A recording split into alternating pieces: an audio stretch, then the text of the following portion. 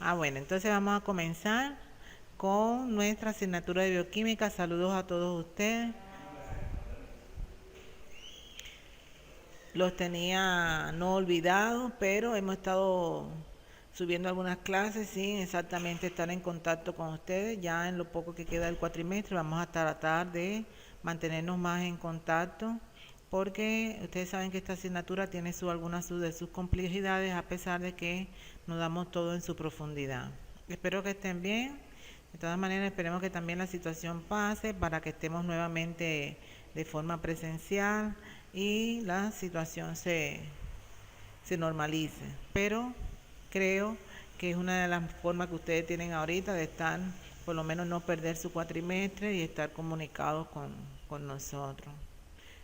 ¿Cómo les ha ido en este tiempo con la asignatura? Bien, ¿Están estudiando? Sí, profesora. Bueno. Algunos me han mandado muchas tareas muy buenas. Otros sé que están copia y pega, pero de todas maneras les digo que tienen que tratar de aprovechar el tiempo, no se sientan como de vacaciones para nosotros poder evaluarlo y por lo menos que tengan los conocimientos básicos en este sentido. Ustedes están mirando perfectamente bien ahí el PowerPoint, ¿verdad? Sí. Ajá. Entonces, miren muchachos, hemos estado abordando en la asignatura, ya para entrar en materia, este, varias unidades. La unidad uno nos encargamos sobre todo de lo que era introducción a la bioquímica, algunos conceptos básicos de la asignatura. La unidad 2 vemos las respuestas energéticas que tienen, o sea, las necesidades energéticas de los organismos vivos, donde vimos la mayoría de las biomoléculas. Y la unidad 3 que comienza hoy, y ya vamos a finalizar esta parte de bioquímica uno, es el metabolismo del ser humano. En esta conferencia yo voy a dar una pequeña introducción del metabolismo que ya ustedes conocían, de los conceptos básicos que dimos en la unidad uno. Si alguien tiene alguna pregunta, espere que yo termine y nuevamente anote lo que quiera preguntarme para entonces yo después darle respuesta. El metabolismo, como todos nosotros conocemos, y ya ustedes de otras asignaturas de biología, prácticamente son aquellas reacciones bioquímicas que ocurren en la célula para mantenernos vivos. Ese realmente es el metabolismo. En esta conferencia vamos a ver cómo son las rutas metabólicas fundamentales, que ya es introducción prácticamente de la bioquímica, cuál es el ciclo de Krebs, o sea, el ciclo fundamental que ocurre en la mitocondria, para que es la respiración celular, para llevar también a cabo la vida de la célula. Y vamos a ver una segunda parte en la conferencia de las hormonas. El objetivo de esta unidad es ver el funcionamiento de todas las o sea, de todas las propiedades que tiene ese metabolismo con sus rutas metabólicas y la capacidad que tienen las hormonas y otras biomoléculas para llevar a cabo y ayudar al metabolismo. Como ustedes ven aquí, el sumario de esta semana va a ser introducción al metabolismo, organización de las rutas metabólicas, que ustedes saben que son el catabolismo y el anabolismo, eso no es nuevo, y la regulación del metabolismo, cómo se realiza fundamentalmente por los mecanismos de la glucólisis, el ciclo de Krebs y la fosforilación oxidativa. Como le dijimos desde el inicio, en la asignatura no vamos a ir a la profundidad de las cosas que tenemos que saber, pero las cosas básicas, esos conceptos de metabolismo, catabolismo, anabolismo, tienen que conocer. La segunda parte vamos a ver las hormonas, su acción, su clasificación, y la tarea de esta semana va a ser grupal para que ya lo vayan conociendo, con la importancia biomédica de las hormonas. Eso yo se lo voy a organizar y se lo voy a subir a la plataforma en su momento, durante el día de hoy posiblemente o mañana. Entonces, el metabolismo en su concepto son las reacciones químicas, como ya dijimos, las reacciones químicas que ocurren en las células, producidas fundamentalmente por dos rutas fundamentales, que son el catabolismo y el anabolismo. El catabolismo, que se encarga de producir energía, y el anabolismo lo que produce son moléculas celulares. Estas dos rutas se tienen que interrelacionar para que precisamente ocurran las reacciones metabólicas de la célula. Si no hay nutrición, no hay metabolismo. Por eso es que aquí vemos el subtítulo de metabolismo y nutrición, porque la nutrición es la forma en que el organismo intercambia con el medio ambiente. ¿Por qué? Porque son los nutrientes lo que llegan a nuestro organismo y se degradan hasta llegar a las sustancias necesarias que necesita la célula. Pero la célula también intercambia con el medio porque ella le da al medio los productos de desecho. ¿Por qué? Con las reacciones finales que por ejemplo son el CO2, que todo el mundo conoce, el dióxido de carbono, que lo puede, o sea, se elimina en el ciclo de Krebs. Entonces, es necesario saber de que los seres unicelulares y pluricelulares, por muy sencillos que sean, siempre van a tomar esos nutrientes que están en el medio y van a liberar sus productos de desecho. Los seres pluricelulares complejos también requieren además tener, por ejemplo, el organismo humano, de ciertos aparatos y sistemas que van a realizar esas funciones. Pero cualquiera que sean esas transformaciones, siempre va a haber como producto final la energía que necesita el organismo para su funcionamiento. Las reacciones metabólicas, ¿por qué ocurren? O sea, ¿qué características tienen? Estas reacciones tienen que ser secuenciales. Ustedes quizás por la profesión que están estudiando en el transcurso de su vida van a ver muchas cosas que las van a relacionar con esto. Pero ¿por qué se dice que son secuenciales? Porque van una reacción una de otra. Por eso el ejemplo claro es el ciclo de Krebs, que tiene 12 reacciones y van una detrás de otra sin que sean irreversibles, ¿entienden? Estas rutas pueden ser convergentes, o sea, los productos finales pueden convertirse en el producto inicial y a la vez el producto inicial puede llegar a los productos finales, que son las rutas convergentes y divergentes. Como dijimos, en la mayoría de los organismos ocurren estas reacciones metabólicas y siempre van a estar catalizadas por las enzimas, como ustedes bien saben. El catabolismo y el anabolismo, rutas fundamentales del metabolismo, tienen características diferentes pero bien interrelacionadas. ¿Por qué se caracterizan las reacciones catabólicas? Porque son reacciones de degradación de productos. Sin embargo, las reacciones anabólicas son síntesis de alguna sustancia. Las reacciones catabólicas se caracterizan por reacciones de oxidación y las reacciones anabólicas por reacciones de reducción. Eso se dio en la primera clase. En el catabolismo hay liberación de energía, sin embargo en el anabolismo se consume la energía. El catabolismo son reacciones convergentes y sin embargo el anabolismo son divergentes. Aquí podemos ver el ejemplo más claro, como en el catabolismo, en estas reacciones se interrelacionan las moléculas por ejemplo, que se oxidan con las reacciones del catabolismo liberando energía, se van a reducir y a la vez en el anabolismo esas moléculas reducidas se van a llegar a oxidar, pero estas consumen ATP, que es la energía. El ciclo de Krebs, ejemplo fundamental que lo dijimos desde el principio, es el ciclo caracterizado el ciclo característico de la respiración celular, donde ocurren una sucesión de reacciones bioquímicas o químicas, y también se le denomina el ciclo del ácido cítrico. Con el ciclo de Krebs, por ejemplo, en las células eucariotas se realiza en la mitocondria, pero en las células procariotas también esta respiración celular se realiza en el citoplasma, específicamente en el citosol.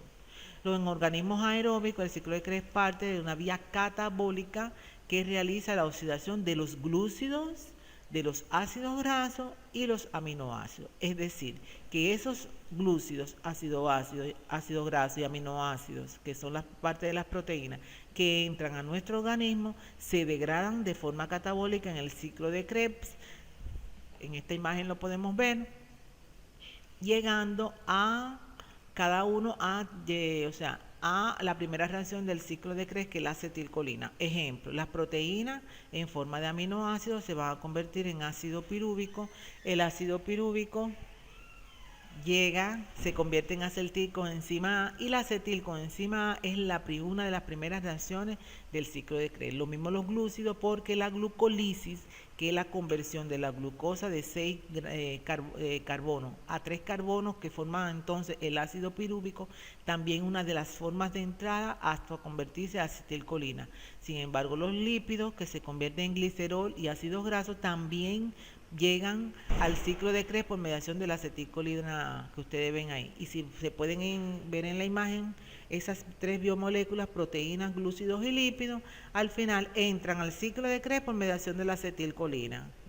Y el resultado final siempre va a ser agua, energía y CO2. Aquí tenemos un resumen también de lo que es la respiración celular. Como les decía al principio, compuesta fundamentalmente por la glucólisis, que se desarrolla en el citoplasma celular, el ciclo de Krebs, que se desarrolla en la mitocondria, en la matriz mitocondrial, y la fosforilación oxidativa, que ya más bien es en las crestas mitocondriales. ¿Qué es lo que es la fosforilación oxidativa? Es la transferencia más bien de electrones que utilizan las energías, o sea, los electrones que determinan ciclos también de oxidación y donde se utiliza el NAC y el FAC, que son productos o sea, moléculas por medio de las cuales también hay formación de agua e hidrógeno. E hidrógeno para al final formar también el ATP. Las características de las rutas metabólicas son irreversibles, siempre van en los dos sentidos, nunca pueden ir en sentido, nunca pueden ser en sentidos iguales. Estas rutas metabólicas están localizadas en los compartimentos que ya dijimos y son productos también que están regulados fundamentalmente por enzimas. Hasta ahí lo que ustedes tienen que saber del metabolismo. Les repito y les resumo que del metabolismo conocer su concepto, cuáles son las rutas fundamentales del metabolismo, que son el anabolismo y el catabolismo, por qué se caracteriza el catabolismo, por qué se caracteriza el anabolismo y cuáles son las rutas fundamentales, o sea, los procesos metabólicos fundamentales que forman parte de la respiración celular, que son la glucólisis, el ciclo de Krebs y la fosforilación oxidativa.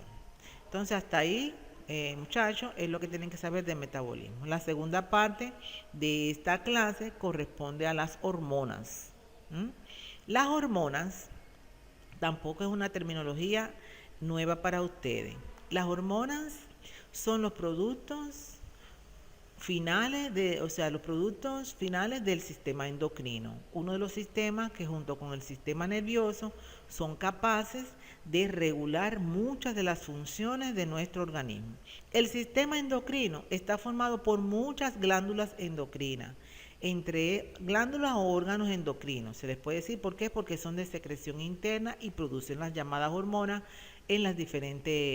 con sus diferentes características. ¿Cuáles son estas glándulas endocrinas? Que van desde el cerebro desde el cerebro, o sea, en sentido cefalocaudal, tenemos el hipotálamo, tenemos la hipófisis, tenemos el tiroides, la paratiroides, las suprarrenales, el páncreas, los ovarios y testículos, según sea la mujer o el hombre. Cada una de estas glándulas produce una hormona. ¿Pero qué son las hormonas en sí?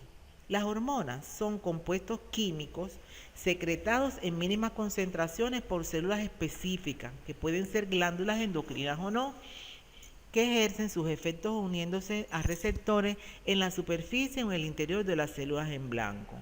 Todo el mundo, o por lo menos en sus conocimientos, habrán escuchado hablar de las diferentes hormonas del crecimiento, la hormona testosterona, la hormona estrógeno, diferentes hormonas, pero la mayoría tienen las características generales, tienen características similares. Por ejemplo, las hormonas se producen en pequeñas cantidades, siempre se van a liberar al espacio intercelular, viajan por vía sanguínea o por el torrente sanguíneo, afectan tejidos que pueden encontrarse lejos del punto de origen de la hormona. Su efecto es directamente proporcional a su concentración. ¿Qué quiere decir esto? Que nosotros, si tenemos eh, pocas hormonas, así va a ser su poca acción. Pero muchas veces en un mecanismo de retroalimentación, cuando una célula tiene pocas hormonas o no está llegando suficientemente hormona o tiene algún trastorno funcional, entonces eso constituye también un estímulo para la liberación de hormonas, que es el llamado mecanismo de retroalimentación.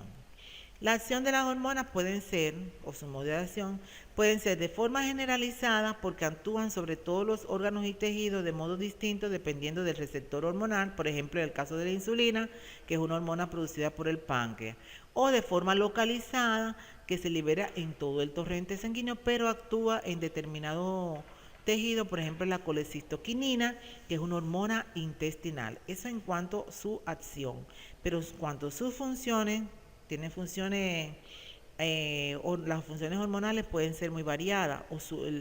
Por ejemplo, las hormonas controlan la energía del organismo, controlan la reproducción, las características sexuales masculinas y femeninas, algunas actividades de órganos completos, el crecimiento y desarrollo, y pueden controlar a nivel del organismo también los líquidos, las sales y lo que es la glucosa. ¿Mm? Los tipos de secreciones que tiene este sistema endocrino pueden ser autocrina, paracrina, neuroendocrina y endocrina. Las hormonas como tal pueden actuar a estos niveles, o sea, los tipos de secreciones. ¿Cuándo es una secreción autocrina? Autocrina cuando la señal, o sea, la célula secretora, es a la vez el mismo blanco donde esa hormona va a actuar. Esa es una secreción autocrina, o sea que no se va fuera del órgano diana para actuar. La paracrina, que es otra acción o tipo de secreción de las glándulas endocrinas, es cuando estas hormonas son captadas por células que son vecinas, no actúan a larga distancia. La secreción o el tipo de secreción endocrina es cuando la hormona se transporta a través de la sangre y va a viajar hacia un órgano blanco o diana donde van a actuar. Por ejemplo, que se secreten en el hipotálamo, se estimula el tiroides y van a actuar a las gónadas, ya sea en el ovario o en las gónadas o en el testículo, para producir en el ovario el óvulo o estimular la menstruación, y por ejemplo en el testículo la producción de testosterona, una otra hormona que va a actuar sobre los órganos reproductores del hombre. Es un ejemplo de una hormona que viaja desde el cerebro hasta un órgano diana. Y está la transmisión neuroendocrina, porque son neurotransmisores que trabajan en las conexiones nerviosas, y allí, o sea, que son hormonas que actúan a nivel del sistema nervioso. Estos neurotransmisores llegan a células también blancos que se encuentran distantes. En estudio independiente, ustedes deben de hacer algo que no, por ejemplo, que quieran profundizar en cualquier libro de bioquímica acerca de los neurotransmisores, pero ese es un capítulo bien amplio, pero no creo que también pueden profundizar en esto para el futuro. Las hormonas actúan también como mensajeros químicos, pero su acción solo se ejerce en aquellas células que tienen receptores específicos para esas hormonas. ¿Qué quiere decir eso? Que si una célula no tiene receptor para esa hormona, cualquier hormona no puede actuar, ni ella misma. O sea que esta hormona a ese nivel se unen con receptores que están a nivel exactamente de la célula para después actuar específicamente dentro de la célula. Este modo de acción tiene que ver con la clasificación según su naturaleza de las hormonas.